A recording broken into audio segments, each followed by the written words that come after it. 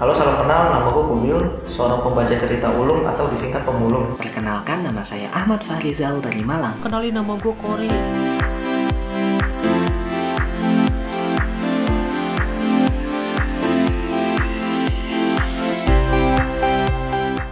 Kalau kita ngomongin cinta tanpa syarat, emangnya ada ya? Kalau memang ada, nggak mungkin Roro Jonggrang ngasih syarat untuk bangun 1000 candi. Atau Dayang Sumbi yang minta dibikinin perahu raksasa cuma dalam waktu semalam doang. Itu kan syarat yang berat banget kan? Kayaknya mendingan ikut CPNS deh. Lebih gampang ya. Udah gitu, kalau kita cermatin dari dua kisah tadi, itu kan dua-duanya gagal. Dan tahu gagalnya kenapa? Iya betul, gara-gara ayam. Bandung Bondowoso dan Sang Kuryang pupus harapan cintanya cuma gara-gara ayam berkokok. Parah kan? Dosa banget itu ayam. Makanya itu yang dijadiin alasan kenapa hampir semua makanan di Indonesia bahan dasarnya ayam. Mungkin untuk menembus kesalahan di masa lalu kali ya. Dan bisa jadi ayam yang punya dosa paling besar di masa lalu itu yang sekarang jadi ayam geprek gitu. Iya, karena dia udah dipotong, digoreng, terus digeprek lagi. Parah banget ya. Tapi kalau kita ngomongin cinta di legenda Nusantara, ada satu kisah cinta yang mungkin kalian jarang tahu ya. Itu adalah kisah cinta Mak Lampir. Tahu Mak Lampir kan? Tahu lah pastilah ya. Dulu soalnya ada sinetronnya. Nama sinetronnya itu Misteri Gunung Merapi. Dan itu adalah satu-satunya sinema laga yang musuhnya nggak pernah kalah. Apalagi pas Mak Lampir itu ada di mode terkuatnya dia tuh. Pas dia featuring sama Grandong ya kan. Itu musuhnya nggak mati-mati, jagoannya ganti-ganti. Tapi setelah gue riset ya, ternyata Mak Lampir itu dulunya adalah seorang putri kerajaan yang cantik jelita. Namanya adalah Siti Lampir Maimunah, yang jatuh cinta sama pemuda biasa aja, pemuda pengembara gitu kan. Tapi ternyata dia siluman. Ini kan terdengar familiar ya. Cewek cantik kaya raya, cinta sama pemuda biasa. Ini kan kayak FTV banget gitu kan. Bisa jadi momen pertemuan mereka adalah ketika si pemuda lagi bawa kayu bakar nih. Terus dia nggak sengaja tabrakan sama Mak Lampir gitu. Terus kayunya kan berantakan gitu kan. Nah, terus dirapihin dong sama Mak Lampir sama pemuda itu kan. Itu kan tinggal dikasih lagu Backstreet Baggins gitu jadi FTV kan. Tapi sayang kisah cinta mereka tuh terhalang restu orang tua gitu. Nangis dan tuh Mak Lampir sambil dengar lagunya Mahal ini kan. Nah tapi karena Mak Lampir udah terlanjur bucin nih, dia akhirnya tetap mencari kemana cinta sejatinya dia gitu. Sampai akhirnya dia dapetin kabar kalau sempujan hatinya itu tewas dalam pertempuran. Makanya sedih lah tuh Mak Lampir kan, dan mencari cara untuk menghidupkan kembali sempujan hatinya. Udah coba dijamper, nggak hidup juga. Lepas baterai juga sama aja ternyata. Akhirnya ada seorang petapa yang kasih tahu kalau ada caranya gitu. Cuman Mak Lampir harus ngorbanin kecantikannya. Ironisnya, begitu si pemuda itu hidup, dia justru nggak mau ngeliat wajah buruk rupa Mak Lampir gitu. Iya, malah menuduh Mak Lampir adalah nenek sihir yang mencoba mencelakainya. Parah banget ya. Pada akhirnya perjuangan cinta Mak Lampir itu berakhir sia-sia. Sama kayak lu yang berjuang mati-matian buat perempuan yang sekarang udah jadi istri orang. Gue Kubil, sampai jumpa di kisah berikutnya. Saat ini saya masih duduk di bangku SMA, meskipun kadang bangkunya juga saya pakai buat tidur. Ya 11-12 lah kayak anggota dewan. Cuma bedanya kita nggak ngeluh kalaupun kursinya jelek. Palingan malah dibuat main jungkat-jungkit. Ngomong-ngomong soal cinta, jujur saya nggak terlalu tahu banyak. Tapi saya tetap nekat ikut lomba ini karena pengen hadiahnya. 7 juta rupiah adalah nominal yang sangat besar untuk saya seorang pelajar. Sekarang bayangin saya dapat uang 7 juta buat beli ayam geprek di kantin sekolah. Saya yakin pedesnya bisa sampai wisuda itu. Belum mulesnya.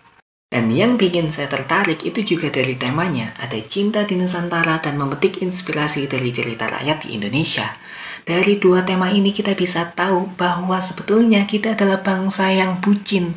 Dari zamannya Bandung Bondowoso bikin 1000 candi sampai hari ini. Nih ya, Bandung Bondowoso rela begadang semalam cuma buat bikin 1000 candi buat Roro Jonggrang. 1000, beneran 1000 loh. Fotokopi aja cuma 500. Dan ini bangun candi nggak semudah bangun tidur. Enggak. Bangun tidur tinggal melek, udah selesai. Bangun candi kita cuma melek semalaman, nggak kelar. Cuma anemia. Dan singkat cerita, akhirnya Bandung Bondowoso gagal karena ulah Roro Jonggrang yang emang gak suka sama dia dari awal. Nih ya emang cewek-cewek suka ribet dari zaman baheula.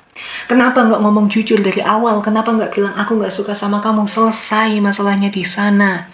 Hei, buat kalian semua para perempuan nih, ngomong jujur nggak bikin skincare kalian hilang, rusak, lenyap dari muka bumi ini. Enggak. Kalian itu bukan politisi, ngomongnya nggak usah berbelit-belit, langsung to the point. Aku nggak suka sama kamu, udah. Dan nggak usah sok-sokan nolak halus dengan mengatakan, maaf kamu terlalu baik buat aku. Ih, nggak usah ngomong kayak gitu. Kecuali kalian emang udah pernah mensabotase penerbangan domestik, menghardik anak yatim, jadi sekutu shadow master. Silahkan kalian ngomong kayak gitu. Tapi kan faktanya enggak. Karena gini loh, kata-kata itu bisa fatal kalau disalah artikan. Siapa tahu malah dianya termotivasi jadi kriminal. Malah kepikiran besoknya, oh aku mau jadi pencuri, jadi begal, jadi bupati Langkat, jadi siapapun pokoknya jahat, kan bahaya.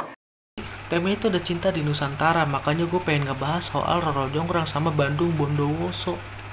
Awal mulai tuh Bandung Bondowoso jatuh cinta sama Roro Jonggrang dan ngajak Roro Jonggrang nikah.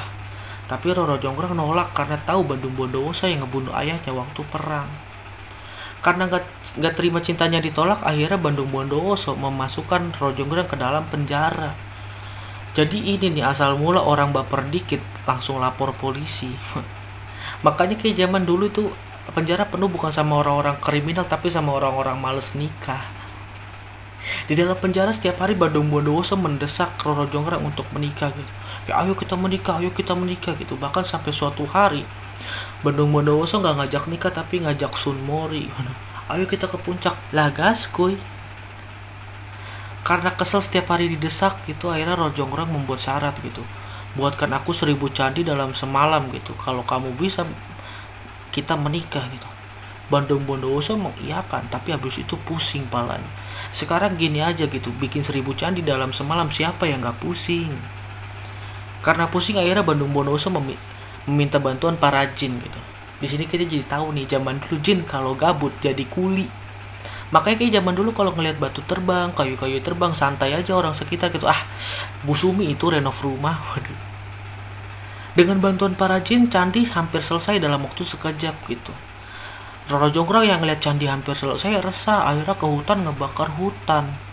Berharap cahaya yang besar dari api itu membuat para jin berpikir kalau itu udah pagi. Dan bener aja para jin ngeliat api yang terang, cahaya yang terang dari api itu mengira udah pagi terus pergi gitu. Akhirnya Roro Jonggrang datang ngitung candi. Ini kan bisa aja ya Bandung Bondowoso ngancam balik ya. Kalau kamu tidak bisa menghitung candi dalam waktu 1 jam, kamu akan menikah denganku. Gue yakin Roro Jonggrang digituin panik, langsung les kumon. Datang gitu ngitung candi pakai sempoa. Tak 999. Bandung Bondowoso akhirnya kesel sama Roro Jonggrang gitu, akhirnya mengutuk Roro Jonggrang menjadi candi yang ke-1000. Ini gue jadi takut gitu kalau beneran ada orang yang terinspirasi, ada cewek gak mau nikah sama cowok, bikin syarat gitu, buatkan aku 1000 klaster perumahan dalam waktu semalam. Zaman dulu mah enak ya, lahan luas bikin candi gas-gas aja. Zaman sekarang udah padet banget ini tempat, sana gedung, sini gedung, tengah-tengahnya Pulau Jawa. Waduh, OVJ. Ini misal kalau endingnya sama kayak Roro Jonggrang, ini ceweknya dikutuk jadi apa? Jadi semen merah. Terima kasih, nama gue Kori, selamat malam.